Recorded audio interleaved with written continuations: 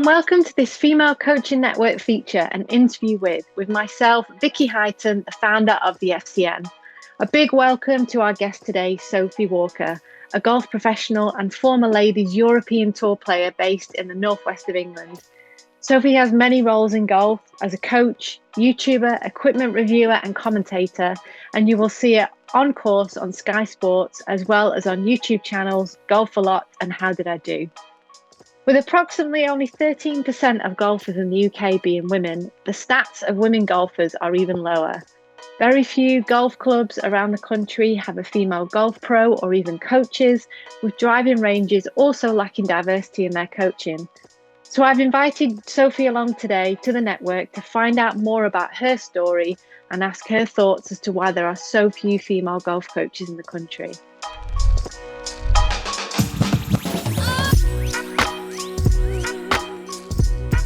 So since retiring from competing, you've had many roles in golf.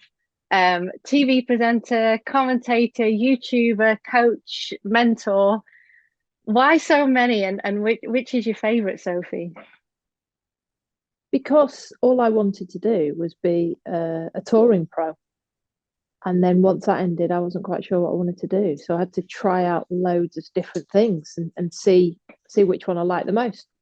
That was it. Like it's very unusual, I suppose, to do your dream job, but then career wise, it was over by the time I was in my mid-30s. So I had to find a new career. That's hence why I tried all sorts of areas in golf, and then at the end of each year, I kind of tick off which ones I like and cross off the ones that I don't like, and try and channel my way to what I enjoy doing. Love that. And is there a job that you haven't done yet that you'd like to do in the future? In golf or in general? Well, in golf, but if there's any in general that would be interesting to hear about. I'd like to do a little bit more on-course commentating in golf. Definitely like to do more of that. I'd like to do a little bit more over in America. But no, not really. I think in terms of golf, I'd like to do more majors, like men's and women's majors, Solheim Cups, Ryder Cups. So that's probably just a progression on what I'm doing right now. And I would like to build a mentor program as a long-term thing for female golfers or just sports people, really. I feel like there's not enough help out there for women who want to be in sport or even finish sport as well. So some form of mentor program. And just before we get on to mentoring and coaching, as someone who's quite new to golf and I've been exploring the world of golf equipment, obviously I've watched quite a lot of your Golf a Lot reviews on especially all the latest drivers and everything that's come out this year. I wanted to ask you about a bit of a bugbear of mine about ladies equipment, why it's nearly always pink, and actually why it also has that label of ladies equipment as opposed to maybe the name of a more flexible shaft or ultralight or something like that. So do you have a thought on the colour schemes, I guess, for ladies equipment, or what you might think about removing that label of ladies or women's specific equipment? I think the reason it's called ladies is to help with the fitting process, help with the purchasing process, to make it easier, really, to point you in the right direction to start with. I think mostly men buy for women, so the men are then it's easier for them to go into that category, be like, right, where's the women's golf gear? It is called women's, it's not called ladies, so that's changed. Color scheme wise, that's always an interesting one because, believe it or not, the girls' color scheme sells the best. So wow, okay. They do market research. They're not stupid. So they look and see what sells, what color sells, and what people likes. Like they do with the men's, and soft purples. I don't think pink is such a the pink and the blue, like with masculine and feminine, the stereotype there. But there is a market for that, else they wouldn't do it. That's the be all and end all. You do see companies, I think TaylorMade have a group of women that they talk to about their products and moving them forward. I think that's quite key. I mean, this is me being quite general. All of the manufacturers I have spoke to, as in research design with Golf a Lot, they've all been men. So it is men designing golf clubs. So maybe they're just going with what they think in that respect. And I think there's a little in the whole golf industry. I do think companies are trying to get better with it. But I think there's just I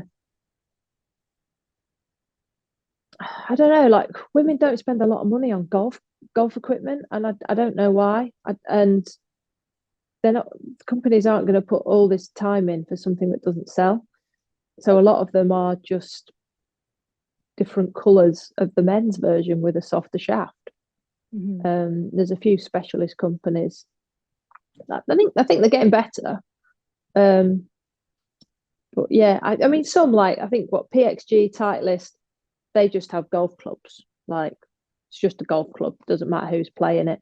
And then the likes of Ping, TaylorMade, Callaway try and aim at a female market, so that they all have different ideas of how they're going to do it. But hopefully with more women playing, then there'll be more time put into that marketing and a bit more research. I think in all of female sport, there's just a lack of research. They're just trying stuff, really. At least they're trying now. I think in the 3 or 4 years that I've worked with Golf a Lot, I have seen an effort from manufacturers. I used to go into meetings with manufacturers, and they'd present me all the new gear, and there wasn't a female's version of anything. I'm like, where's the women's driver? Where's the? Oh yeah, it's there. It's just like insignificant. Or there'd be no females on any of the posters. I want to see Nelly Corder and Lydia Ko, and I don't want to see like Tiger and Justin Thomas all the time. So. And then moving on to your coaching specifically. So I don't know how you quite find the time to juggle everything else that's going on as well as your coaching commitments. But why did you decide to go into coaching after you retired from competing? Because there's so few women that actually take that transition into coaching. I really like golf. I am a golf geek. Like I live and breathe it. At home, like it gets a little bit full on sometimes. I get a few dirty looks, but I was obsessed with it. Like obsessed with learning of the game, and I really felt like I knew what to do, but it was just getting to a point where I just couldn't do it. Like that was why I was maybe not playing as good a golf as I thought I was going to be.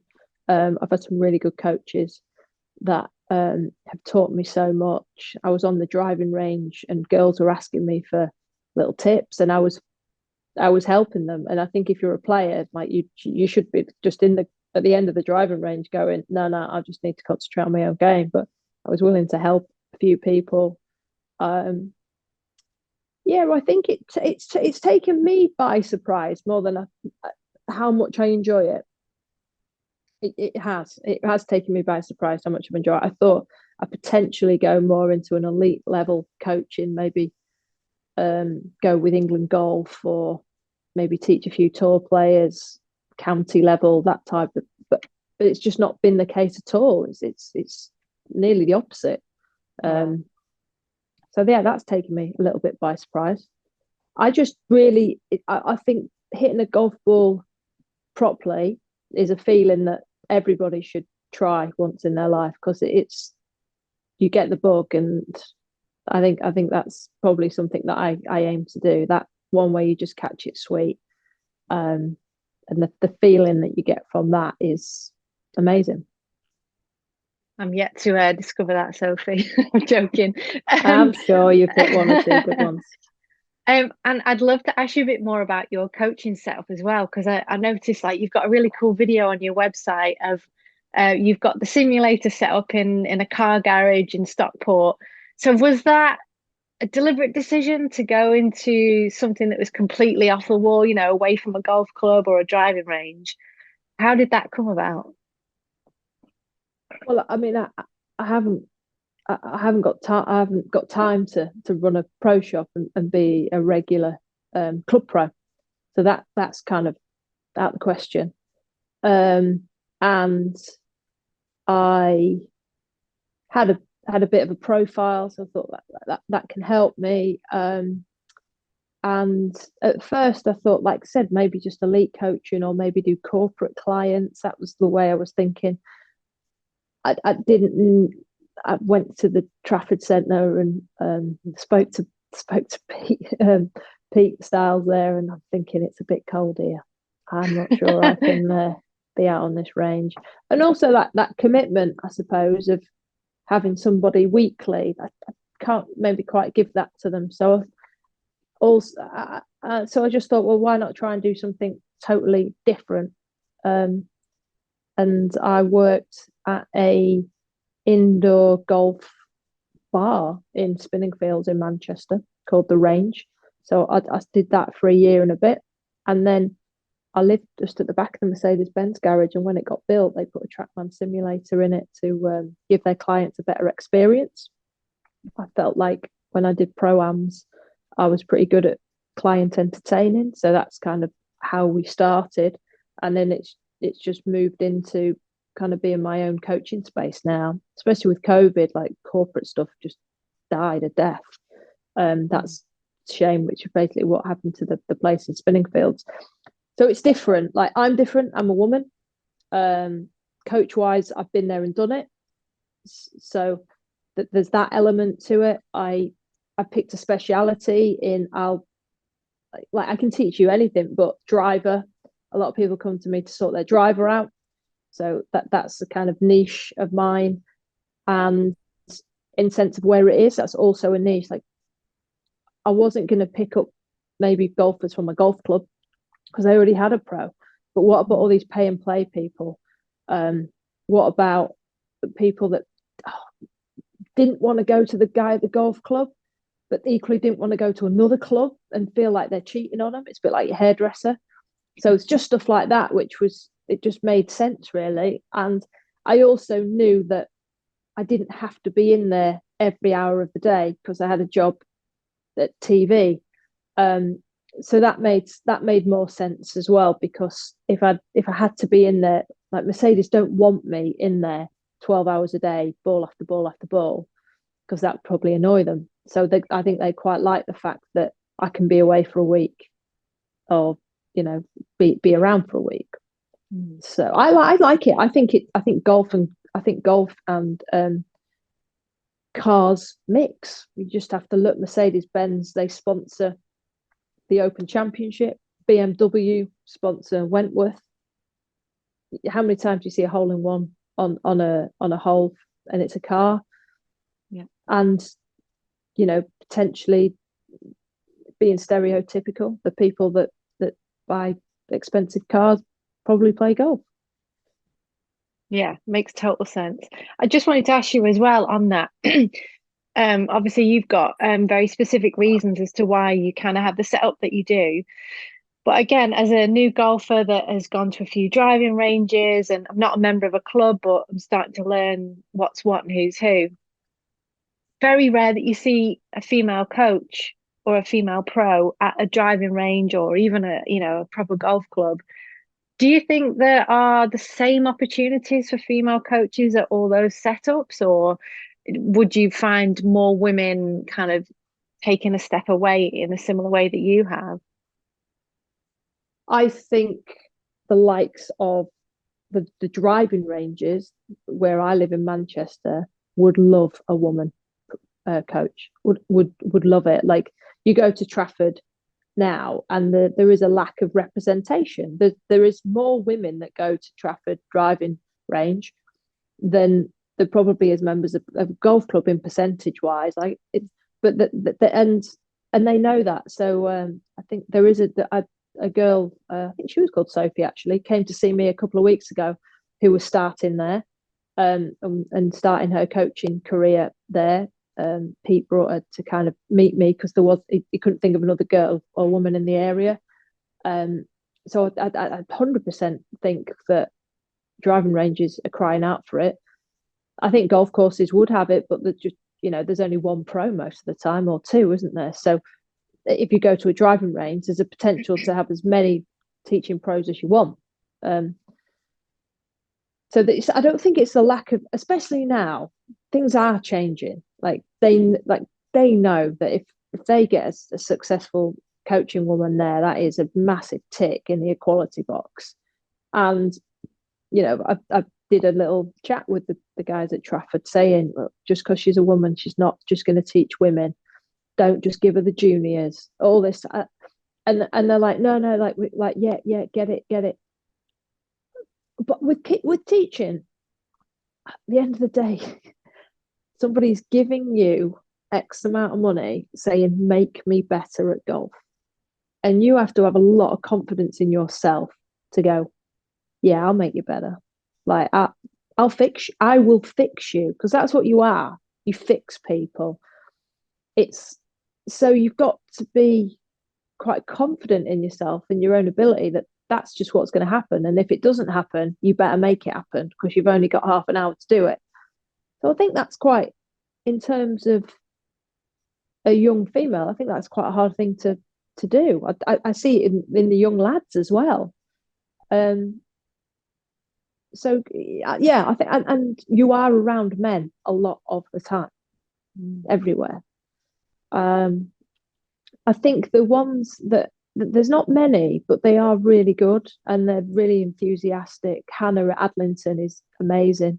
She's out there all the time, and there's Emma Booth down south. There are a few which are, but I know this sounds, you've just got to gain respect, and it's harder to gain it as a woman.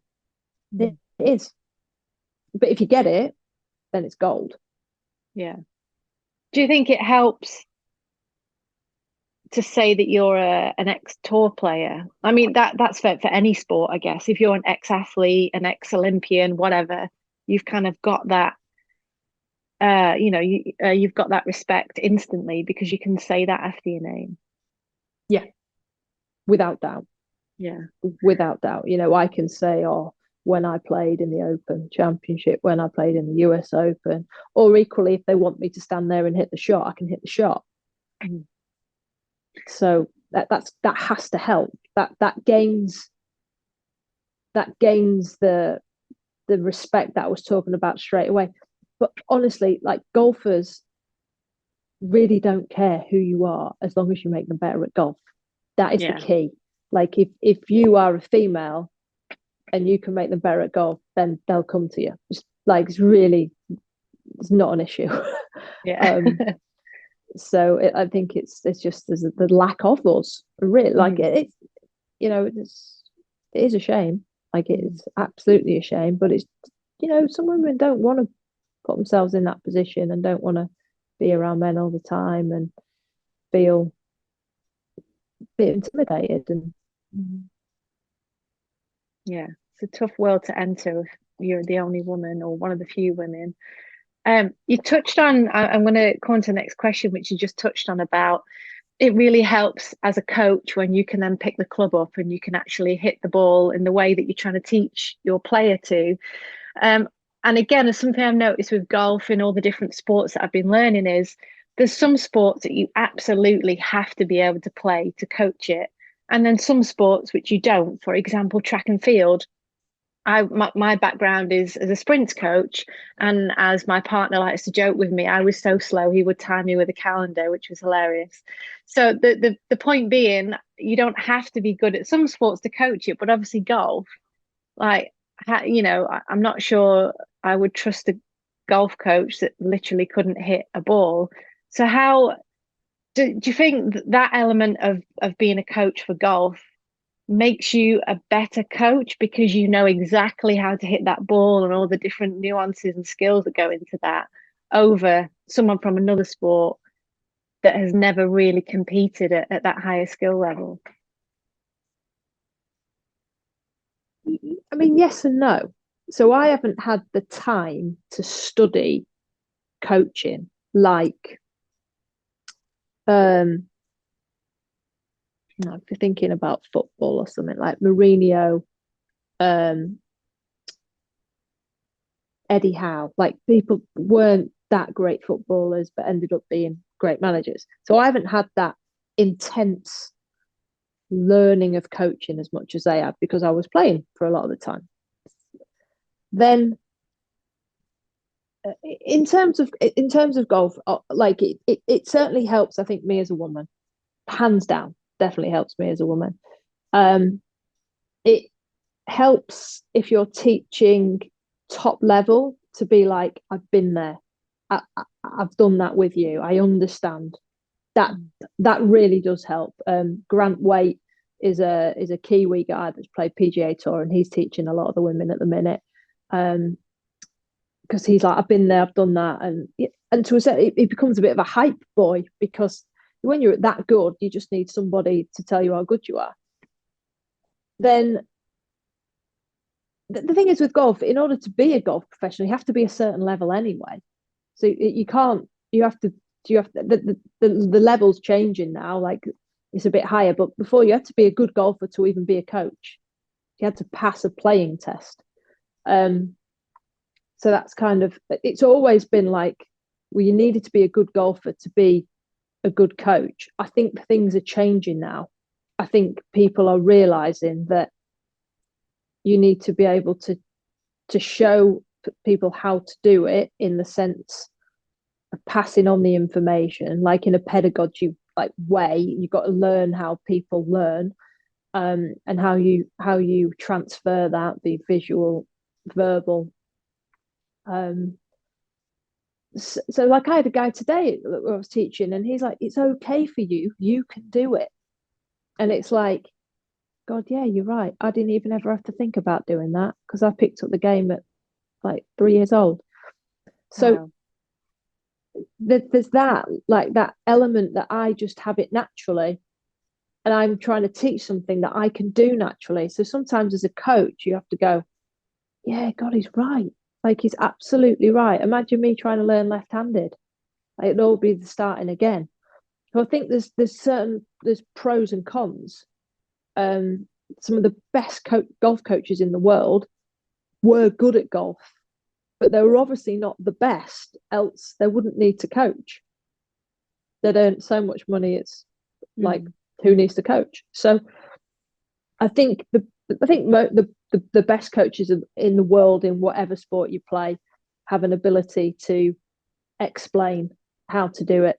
And that's just the way, be it show, be it tell. They've just got to transfer the learning over. But I do think in golf there's that thing of, well, they can't do it. Like that pro, I saw him play the other day and he was rubbish. It's like, give the guy a break. Like he's been working in your pro shop for the past 6 months, and he's been giving lessons. Well, I mean, how many other sports do you own a business? Do you work in a shop? Like, I'm pretty sure football coaches don't work in a shop and run a business. So actually, when it comes to golf club pros, they have to do so much that, yeah, they might have used to have been very good, but they haven't got time to be good anymore. So I think that's slowly changing in golf, and I think hopefully that will open it up for women, because guys would think, well, God, you can't hit it anywhere, so why am I coming to you? Whereas I think there'll be coaches soon that aren't that great at golf, but they can teach it. Yeah. I think there's an element of feel, isn't there, in golf, which might not be the same as in football, like, because obviously there's more formations and positions and stuff like that. So maybe the feel element is the bit that means that you probably need to have played the game at a decent level. I didn't really answer that question very well, sorry. You did, don't worry. Do you think your because you also do the presenting, TV presenting quite a lot, and obviously it's I've heard other podcasts with you, and obviously seen a lot of your TV stuff, and you're such a good communicator. And when you've done like the explainer videos on YouTube, I watched you did one about three wood, and I literally for months, just for the life of me, cannot hit a three wood. Watched your video, I was like, oh yeah. And then for the first time managed to hit one. So your communication skills from the media stuff seems to transfer over into your golf teaching. So I'm wondering if, whilst you might not have studied coaching, like you mentioned a minute ago, has do you feel that that communications element has helped you become a really good coach? Yes, yeah, and I think the coaches that I've had in the past, be it ones that I've chosen or ones that I've been given because I was in national coaching, I've had to communicate with to learn. I always asked why, and there was Ewan Murray once said, if somebody doesn't get it within 10 shots, they're never going to get it. And it's like, right. And it's, as players, we've worked on the same fault our entire lives. Like, it's amazing when somebody comes to me and they want to fix a fault, and I'm like, I've been trying to fix a fault since I was 10 years old. I still do it. Like, but what happens is you change coach, and all they do is tell you the same thing but differently, and that is it. Like, it's same thing but different. So you what I'm telling somebody is correct. However, they don't understand. They can't get it in their swing. So I have to tell them Yeah, it in a different way, and they go, "Oh yeah," or they say, "I went to see so and so, and he said this, and you've said this." I'm like, it's the same. You've just misinterpreted it, or it's just a different language. yeah, That's yeah. all it is. It's just saying it in a different way. And that must be I, quite I hard. sorry. Sorry, I Soph. No, also appreciate how hard it is to put changes into a golf swing and try and play golf with it. I've done it. I know how hard that is. I think that's probably my biggest skill is I totally understand that you moving your grip round one knuckle is going to feel horrendous. And how do you play golf like that? I've been there. So that definitely helps. yeah. And has that kind of been part of your evolution as a coach, or like kind of like how has your evolution taken place over the last few years? Is there different ways that you've learned to coach, or is it just experience, or worked with other mentors? Um, yeah, how has it all been just part and parcel of time and gaining more experience? Uh, yeah, like I try and do like as many courses as I can. So I've done TrackMan. So I've got all the qualifications for TrackMan. I've done Foresight, done the qualifications for those two simulators. I've done Force Plates with Swing Catalyst. So I'll always try and do one course a year in something to open my eyes to kind of what's new, what's coming in new, obviously for television, but also for coaching. I would like to go see more coaches because obviously I had loads of coaches around me when I was on tour, when I was coming through the national squads, my own coach, putting coaches, and that's dried up recently. So when I'm on the range on tour, I'll just be listening in and just seeing, like, asking a couple of questions. But I probably need to go and spend a little bit more time with other coaches to get some mentoring from them on how they teach. But I think you've got to evolve as a coach because, like, I do online coaching now. Like, I remember my first coach, I asked him to video me. He was like, absolutely not. Like, I don't do video. And now I'm teaching people in San Diego and Japan. Like, that's something that I started last year. And when it first started, I was a bit skeptical of it. But hey, you're putting into YouTube, how do I stop topping my three wood? Well, why not actually be taught by somebody over internet, which the videos are actually specifically for you, not just in general, and you hope that you've searched the right one. Yeah, that's a really good point, because there's so many golf tutorials with do this and this will solve everything. And then you start to realize that there's so many of those do this will solve everything, that you think, like, because as someone that's still learning the skill, you don't know what you're doing wrong. So therefore, how do you know that's the answer? So yeah, to have that service of personal coaching over video, I mean, again, there's not many sports you could really do that with. That's brilliant. And we're lucky in golf, like that, people want to take coaching at every level. I mean, I remember when I used to say to my mates, I'm off for a golf lesson, and they go, Sophie, can't you play golf now? Why are you going for a lesson? I'm like, oh no, it's like coaching, it's called, because we still call it a lesson.